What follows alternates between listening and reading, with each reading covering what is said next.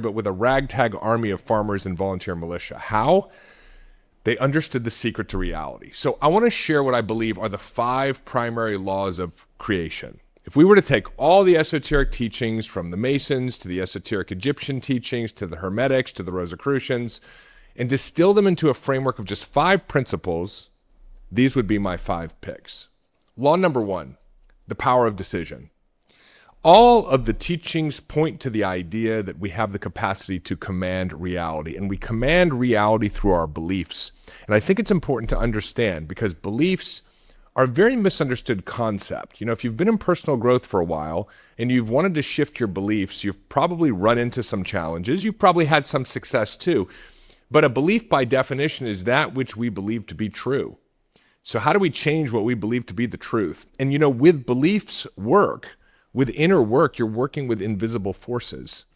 And so that's not very tangible for most people. It's like trying to manage a cloud, to wrap your arms around a cloud.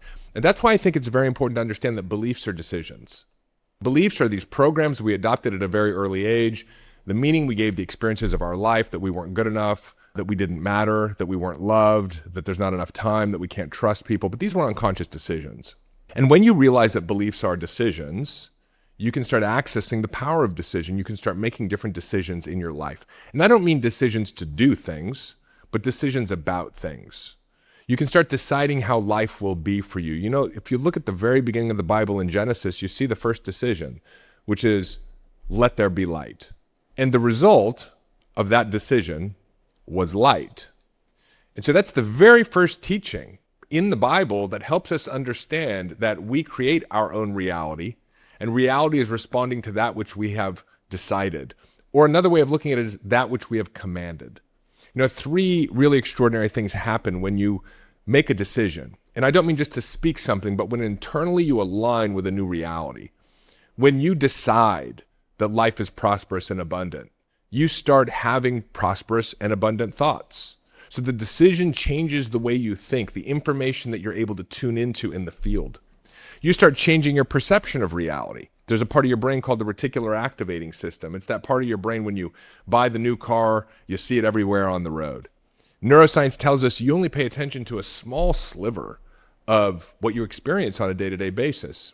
12% of what happens around you makes it through to your conscious awareness. 88% gets filtered to the subconscious mind. That 12% that you pay attention to is based on what you believe, what you've decided. The third really extraordinary thing when you're willing to access the power of decision is that as you decide and you embody and you hold that decision internally, you start to radiate a new frequency. And reality has no choice but to respond. So you start creating coincidences and synchronicities that are aligned with this new reality that you have decided. So again, if I were to distill down all the teachings into 5 core principles, the first principle would be the power of decision. The second is the law of identity. And so what this really means is that who you're being will reflect itself into the external world. Now, what does it mean who you're being? Or what does it mean your consciousness, right? Because your consciousness will reflect itself into the external world.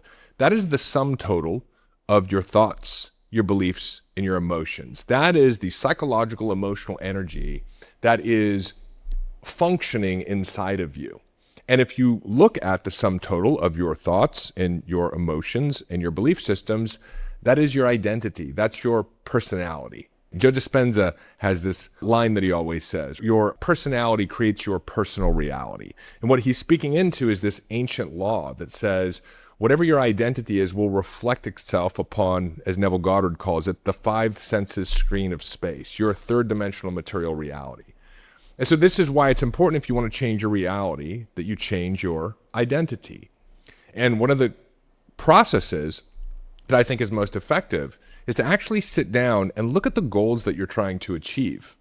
And then ask yourself a question, if I had already achieved these goals, how would I think, how would I feel, how would I be? You know, what you'll often find is that once you achieve the financial income or security that you're looking for, if right now you're not experiencing enough money, is that you would be calm, you would be relaxed. And so the invitation with the law of identity is to Choose to be calm and relaxed right now. Train yourself into a downregulated nervous system that can regularly experience calm and relaxation. And the byproduct of that is the money that you're looking for. Most people spend their whole lives chasing an outcome, not realizing that the invitation is to act as if the outcome were already achieved. The byproduct of that is the outcome itself. Because what you're really doing in that sense is you're acting like your future self.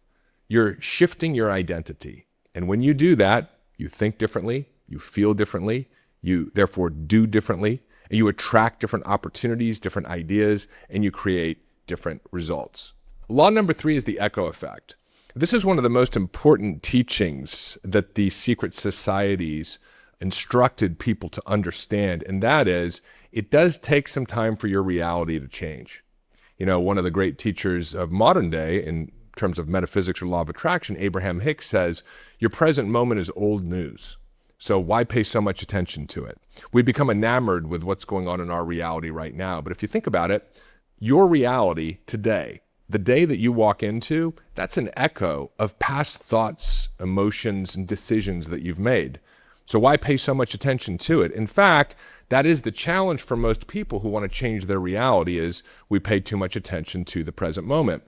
In fact, Neville Goddard, the great mystic, teacher, encourages that we ignore our present moment and we stay aligned with the decisions or the commands that we have made around how reality will be for us, that we stay aligned with the identity that is the embodied identity of someone who produces the desired results.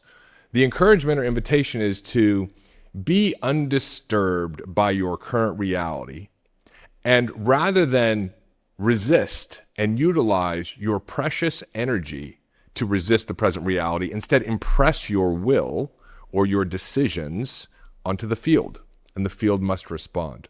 So this can be challenging for most people. And this is why most people live a Groundhog Day type of existence, because our past thoughts, beliefs, and emotions have created our current reality. And then we pay attention to and react to our current reality in the same way that created the reality in the first place. And so we continue to replicate that reality day after day, week after week, month after month.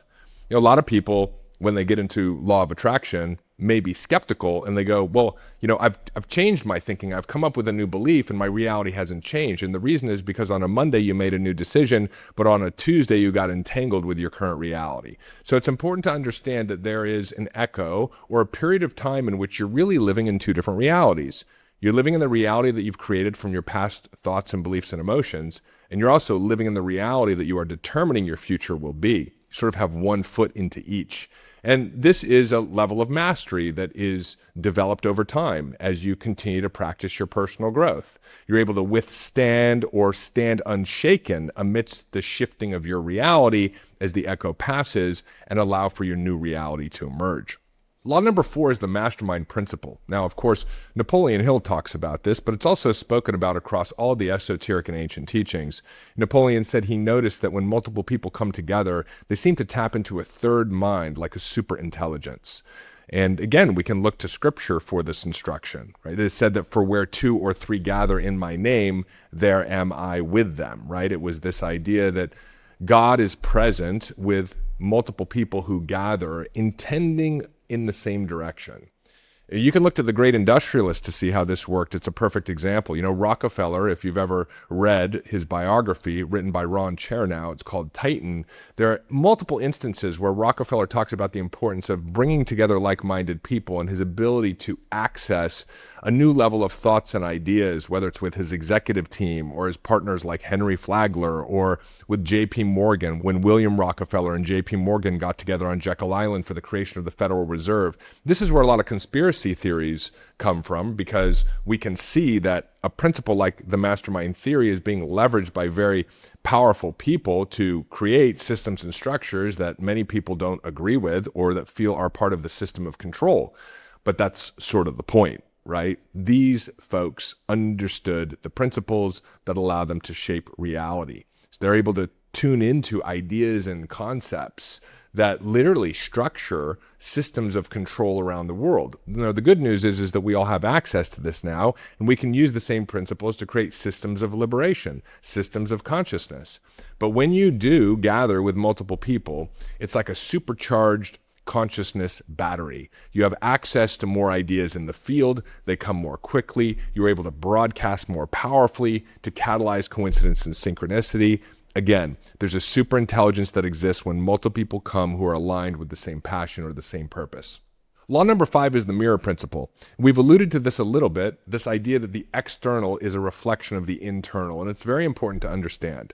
If you really want to master your own consciousness, you use the reality that you've created as the feedback mechanism for changing the way that you think and changing the way that you feel. When you experience things in your life that you don't like, you don't blame the external. You actually look at your reaction to what's happening and realize that that reaction or that belief or that thought is the belief or thought that created the situation in the first place. Now, there's an ancient Hermetic saying, which is, as is above, so is below. This is the idea that whatever is expressing itself externally can find its root cause internally. An external change, therefore, occurs through inner mastery. What is the mastery? Well, the mastery is to take the information from the reaction you have to your reality and work with that information. Oh, there's a resentment. Oh, there's a limiting belief. And over time, as you become aware and transform the belief systems, you become less reactive to the external contrast. Yogic traditions talk about this, right?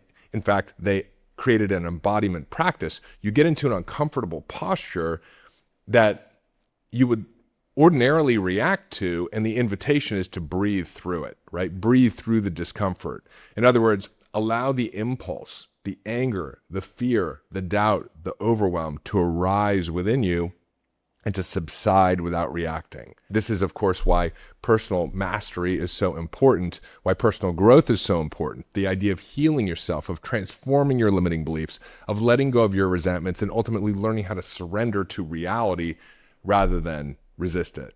So these are my top 5 principles